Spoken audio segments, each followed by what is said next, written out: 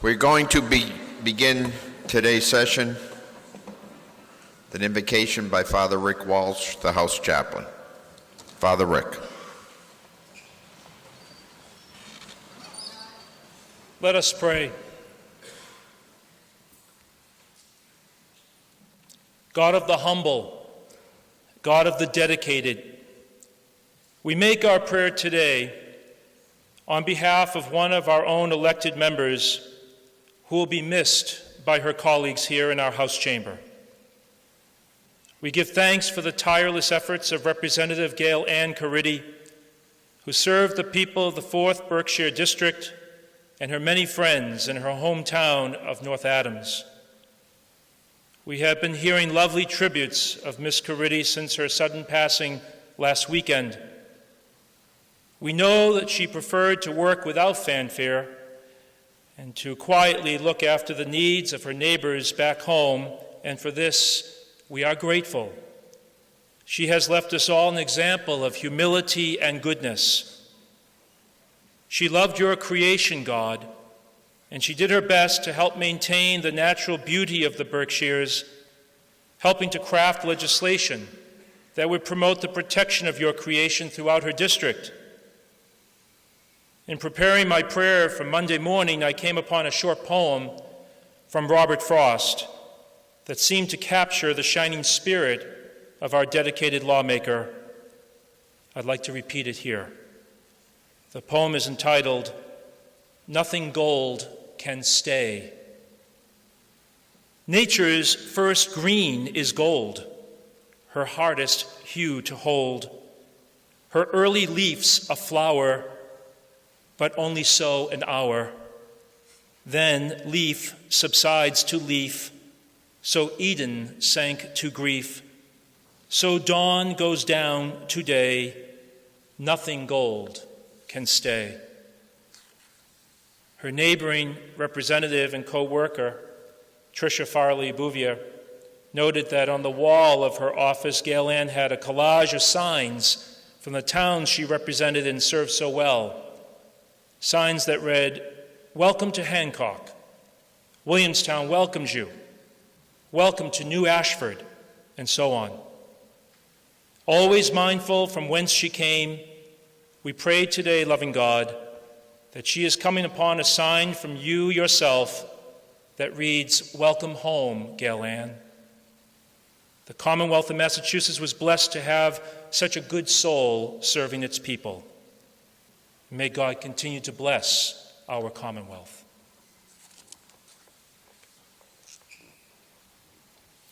May be seated. Thank you, Father.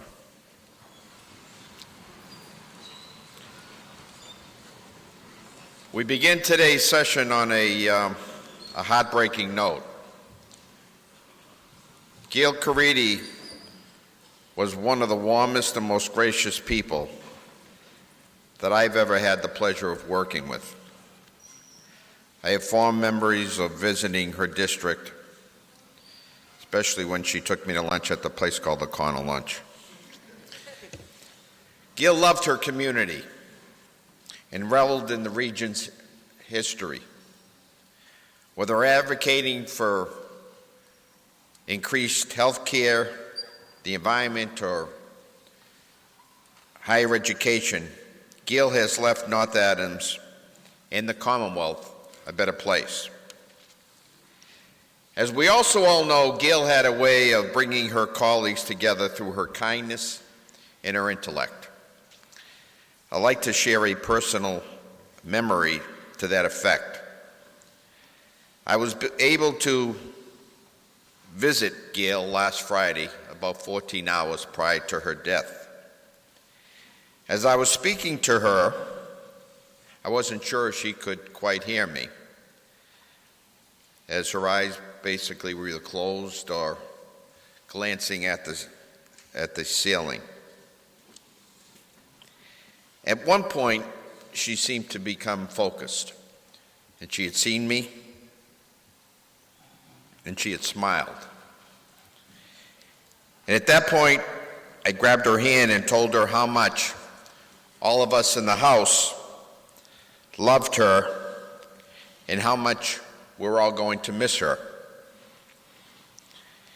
And I could see she was focused, and again, she even smiled when I had said that. At that point, she held my hand a little tighter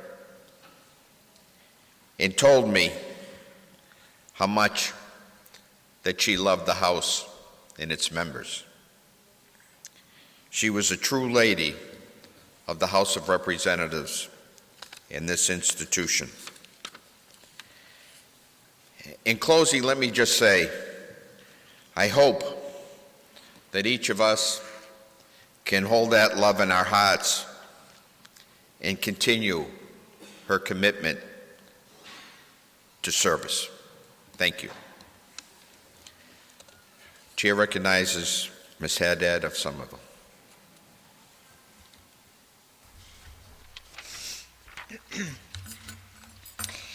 Gailanne Cariddi was a friend to many, but asked nothing in return for the friendship that she gave so freely. What can be said to make sense of how we feel? Sad, angry, empty, cheated out of more time with Gail, all of them. She listened to all of us, but didn't want to burden any of us with the heavy load that she was carrying. She laughed easily and often, and I know she enjoyed her time here, although that time was all too short. We'll always remember what might have been. Not much can be said to make sense of these feelings, and I'm sure it will take time for us to come to terms with our loss. But for now, I just wanted to say that Gail was my friend, and I'll miss her dearly.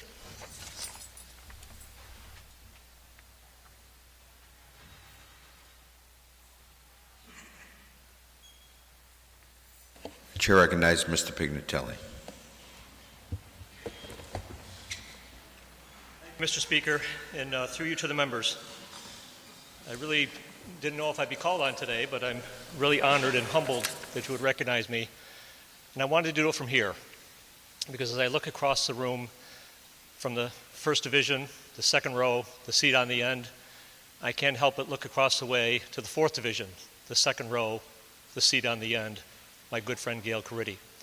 I was in your office this morning and I saw our beautiful portrait that we can order from the class picture, and we were the bookends in that picture as well, much like we were the bookends of the Berkshire delegation. This kid from Lenox met this girl from North Adams 35 years ago, long before politics, long before even visions of coming down here as state representatives. I don't know if it was our Italian heritage, our blue-collar background, our small business family success that drew us together, but we became instant friends. And I can't help but recall something that Senator Kennedy told me many years ago on one of his several trips to the Berkshires. He pulled me aside and he said, "Smitty, I've been in public life for a long time and have a lot of associates, but I have very few friends." Gailanne Cariddi was a dear, dear friend. Paul, Mark, and I, on May 23rd, we had an opportunity to attend a meeting with somebody in higher office, much higher than us. And the three of us collectively decided the meeting would have been a waste of time, a waste of our time, and a waste of the time of the person we were supposed to meet with. So we blew it off, and we went to lunch. We had our picture taken that day. It was the last time that Paul and I saw her alive. I will cherish that lunch for the rest of my life. We met in her office. We talked about the issues of the day. We walked down to Antonio's. We had a wonderful lunch. We laughed. We joked. We talked about family. We talked about politics. We talked about nothing, but we had fun. We walked back. We went our separate ways thinking, okay, we'll see you tomorrow. We knew Gail was sick. We had no idea how bad she was sick because Gail, in the 35 years I've known her, would never show her true emotions, that she was in pain. We could tell she was in discomfort, but having no idea how bad it actually was. It was actually when she missed a couple of sessions that it prompted me to call, and I spoke to Roz, saying, "What's going on with Gail? Is she okay?" And she was under the care of hospice in the hospital.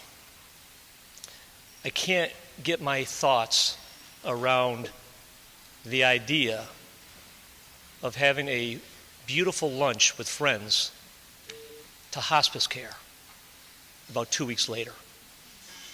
I drove to Boston that night with the intention of seeing her early Saturday morning. And when I got the call at 8 o'clock in the morning that she had passed away, I was heartbroken. I'm still heartbroken. Every time that we come into session, Gail would sit in her seat, I would sit in mine. We would wave, we'd have a head nod. We had a connection that I will forever in my life will cherish that connection. She was a special, special lady. You're absolutely right, Mr. Speaker. Gail loved being a state representative. I don't know if she had a greater honor in her life than to be in this room with all of you. In the 35 years I've known her, I never heard her once say a negative thing about anybody, even people I know she didn't like. She wouldn't engage in a negative conversation. She always saw something positive, trying to strive to make her city better, her district better, and ultimately the Commonwealth better. So, Mr. Speaker, I hope that we can carry on this debate today and the debates that we'll have in the future with the same grace and dignity that Gailanne Cariddi brought to my life and brought to her time in the state legislature. Thank you so much. Chair recognizes Ms. Farley-Bouvier of Pittsfield. Thank you very much, Mr. Speaker. And I would like to start my remarks with a particular thank you to you for the efforts that you made last week to personally visit our friend and colleague in the hospital. I am sure that that meant the world to her and to the family that was with her. She thought so highly of being part of this body and of being part of the work that she did here. I heard from her sister over the weekend, and her sister told me that that Gail loved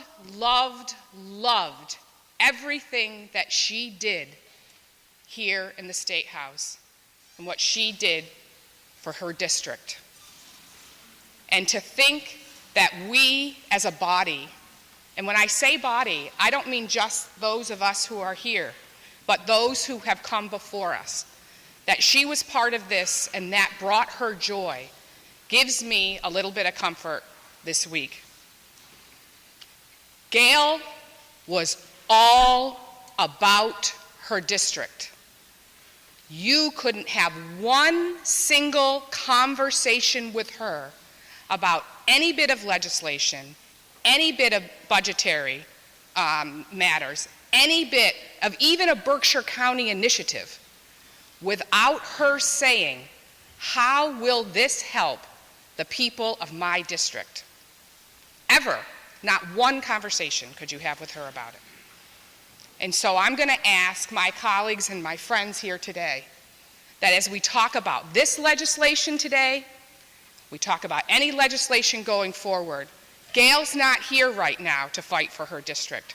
So let's keep the 1st Berkshire District in mind today on her behalf. Thank you, Mr. Speaker. Chair recognizes Ms. Peak of Provincetown.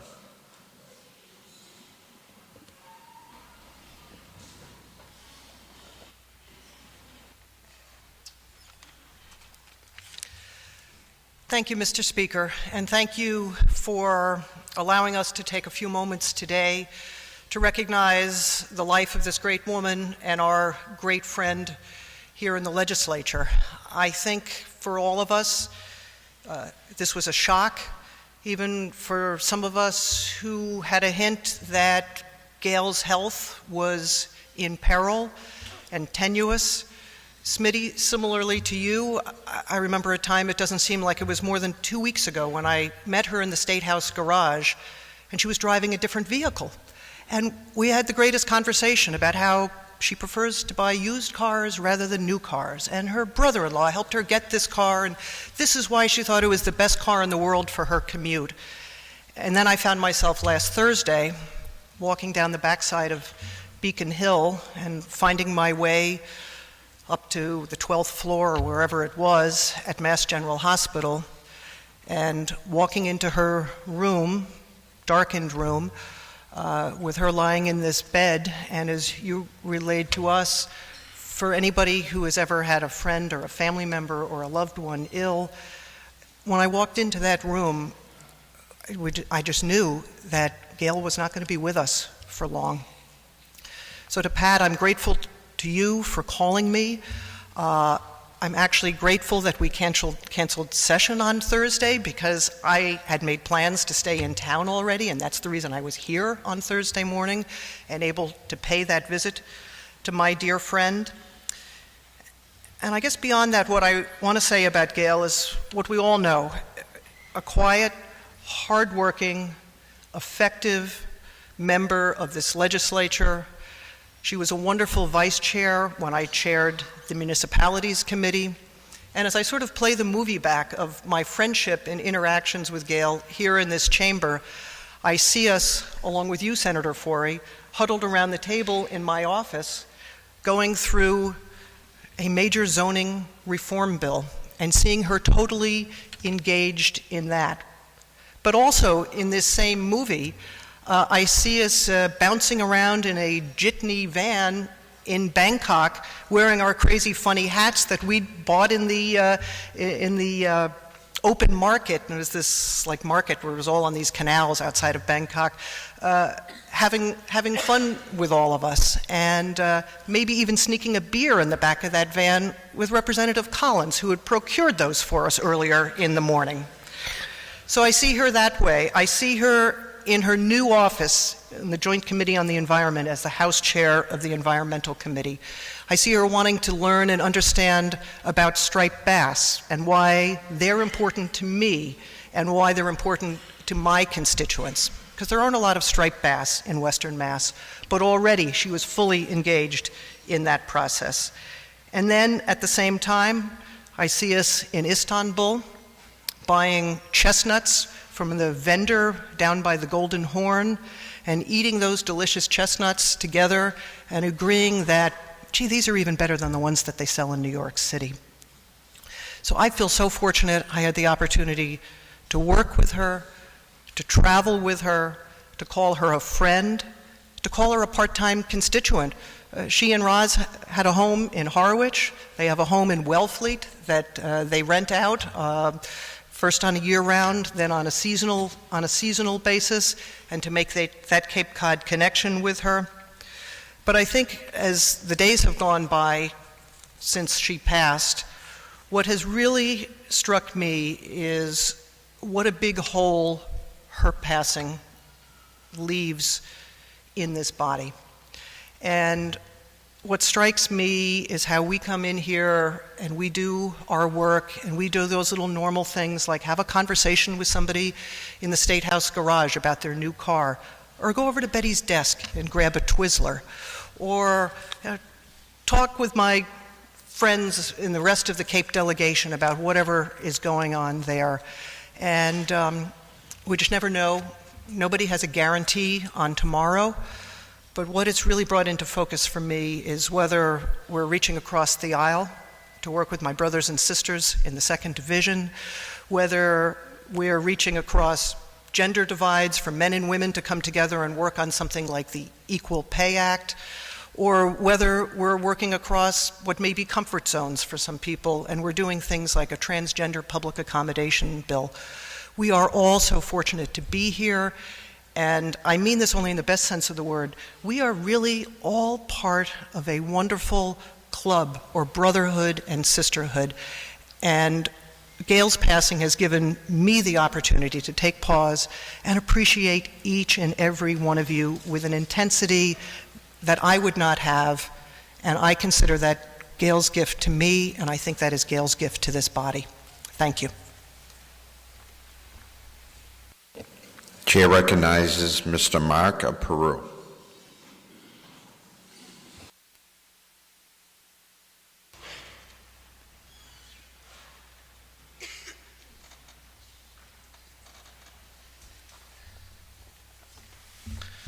Thank you, Mr. Speaker, and to all of my colleagues who spoke before, but thank you, Mr. Speaker, for having this ceremony. This is the way Gail would want it. She would be mortified if we postponed or delayed the session or did anything that interfered with the work of the House being done.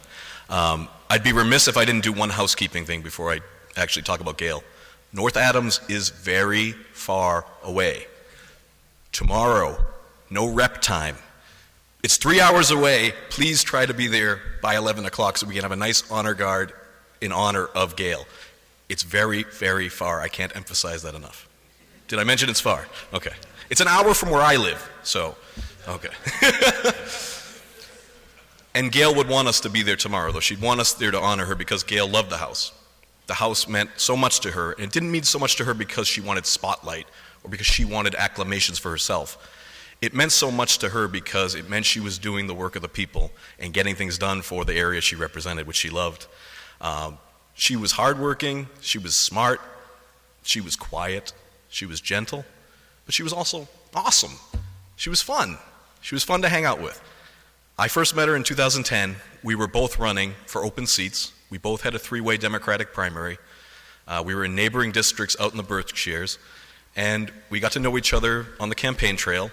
We used to go to each other's events before the primary, which is pretty rare. We went to the Legislative Academy together, we were classmates, and we commuted together once in a while when we were starting to get to know the ropes. One of the funniest things I can think of about Gail, one of the most interesting things about Gail is she had like 3 public access cable channels going at once, and one of them was called Something You Should Know. So I wanted to tell a couple of things that are something you should know about Gail.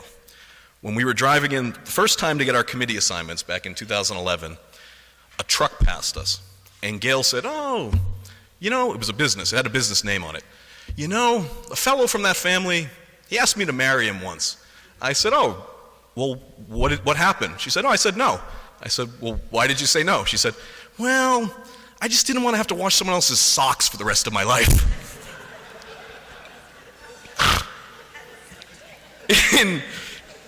In 2012, during the redistricting, we exchanged 10 towns, believe it or not. We exchanged 10 towns, which left us only with 20 each. And during that year, we shared responsibilities for the town during the handoff. And one of those responsibilities was we had to march in the parade for the town of Savoy. Savoy is a town of about 700 people, and it was Memorial Day, and it was hot. And the two of us walked 2 miles on a hot day, and did I mention there's 700 people? So there was maybe 40 people along the entire route. And so a little girl says to us, "Who are you two? Do you have any candy?" And we both laughed.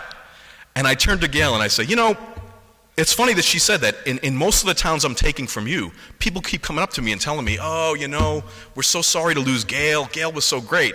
I said, "Are you getting that at all?" And she said, "Well, not really." And I said, "Gail!" She said, I'm kidding. I said, "Okay, sure you are." A story about how tough Gail is. People may or may not even be aware of this.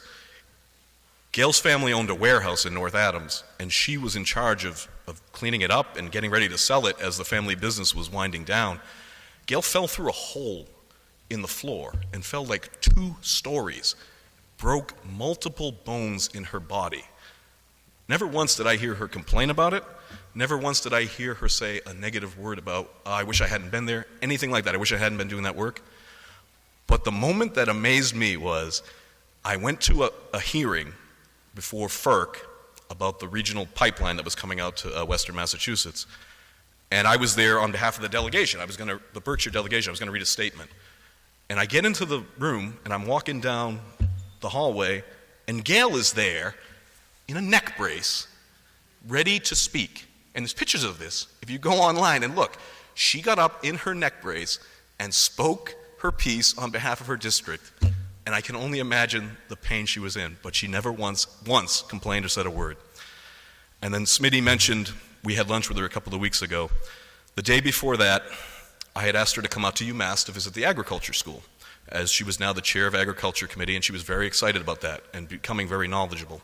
And we had a nice lunch. She didn't know where the parking spots were. She walked halfway across the UMass campus to get to the meeting. We had a nice lunch. I drove her back to her car on the way, and for the first time ever that I can remember, she actually complained. She said, "I have pain in my shoulder." And I should have known that meant something. She said she was going back in for some kind of a treatment. I knew she was sick, but I didn't pry because she was private.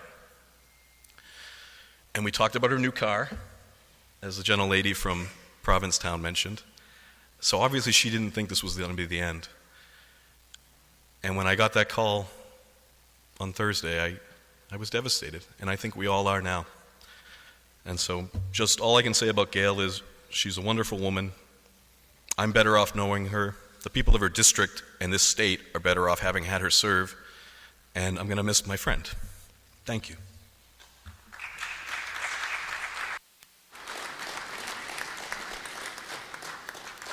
Chair would also like to thank, I think, our auditor here, and I just also want to thank all of our friends and colleagues from the Senate,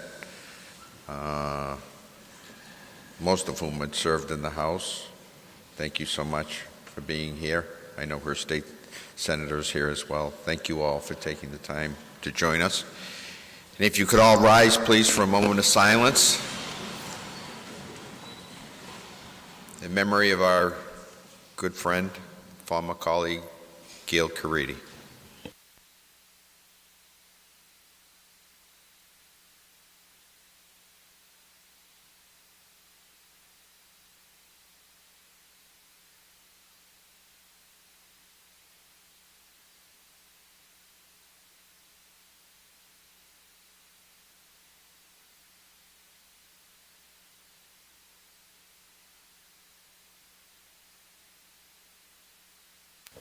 Thank you.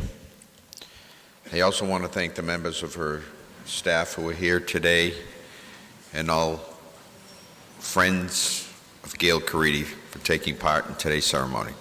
Thank you very much. House will be in a brief recess.